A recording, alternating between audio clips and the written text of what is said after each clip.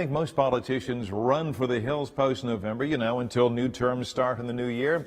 You haven't been in Columbus this year, or maybe ever. These lame duck sessions are among the busiest for Ohio lawmakers, and I don't want a bunch of stuff to make its way through the state capitol without you noticing.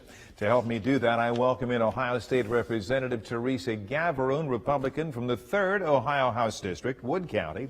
First appointed, then elected to the seat in 2016, Ms. Gavarone was last month handily re-elected, polling over 62% of the vote. She was slated to be seated at my leading edge table right here, but so it goes as they're working overtime down in Columbus. So as we go to production for this show, Ms. Gavarone is waiting to jump into her automobile to make her way back to Wood County. She joins us now via telephone from her plush surroundings in her office there in Columbus. Okay, I've not been in her office. I don't know if it's plush or not, but I'm glad you're with us, Representative Gavarone. I know you've been busy. Let's get caught up as much as possible. One that's very personal for you and Senator Randy Gardner, Senate Bill 231, we know it as Sierra's Law. Tell me where we're at on that. Sierra's Law, yes. Thank you, Jerry, and thanks for having me on Sure. and accommodating a phone conversation as opposed to an in-person interview. I've got to admit, my accommodations are not real plush now. As a matter of fact, they turned off the lights, so I'm kind of in the dark. I've got a little lamp in the corner on this desk, and but certainly still working overtime trying to get things done for the people of Ohio. Sierra's Law absolutely is very personal. That hit our area very hard. And, if something positive could have come out of this, it's this piece of legislation. Randy Gardner started this about 2 years ago and worked very hard on Sierra's Law. And yesterday it passed through the House unanimously. It went back to the Senate today for concurrence vote and passed through the Senate, ready for the governor to sign. So this will become law. It took a lot of work, however. Why do you think that was? Whenever you introduce a piece of legislation like of this magnitude, there are a lot of interested parties who come in and offer a perspective. There were more than 20 amendments made to this bill, and so it was a lot of work.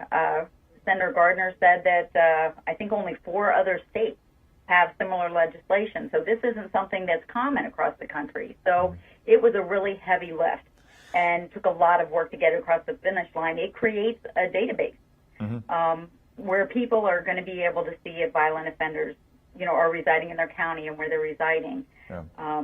Right now, law enforcement has no access to a geographical database of violent offenders. Yeah. And these are people who've been convicted of murder and kidnapping, voluntary manslaughter, abduction, attempted murder, violent felony crime.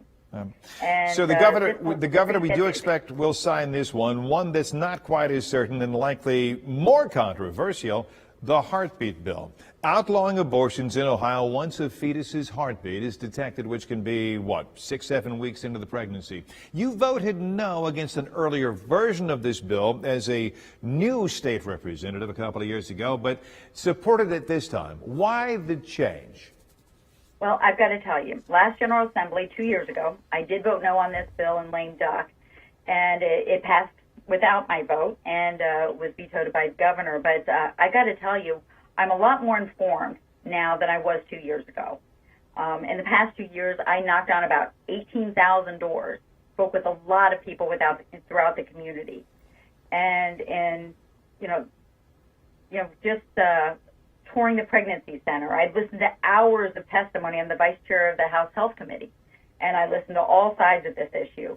And I am pro-life. And the answer became much clearer to me when I focused on one thing.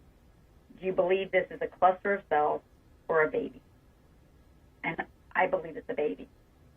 Do you expect, State Representative Teresa Gavarone, Republican District 3, our guest, do you expect the governor to veto this measure?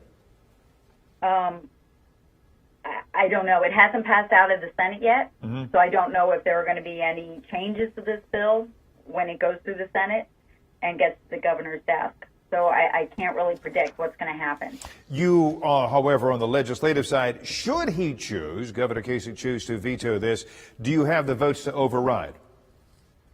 It depends. I don't know how it's going to look when it gets through the governor's desk. We had 60 votes in the House going through the first time, but I don't know if people would change the vote depending on how it looks when it comes back to us from the Senate. Okay. Here's what we're going to do. This is State Representative Teresa Gavroon, Republican, Wood County District 3, via telephone because she's working much later than we expected her. We expected her to be at our table. I have only like a dozen other things to ask you about, and we don't have time. I want to get to Ohio's Stand Your Ground law. You're doing a lot of work in terms of drug addiction and trafficking. How about when we do get you back up here in Northwest Ohio, you come to my table, we'll clear off the rest of these issues. Is that okay? That sounds great. I look forward to doing that. Okay. My thanks to State Representative Teresa Gavroon, keeping us on the leading edge of a busy and important lame duck legislative session in Columbus.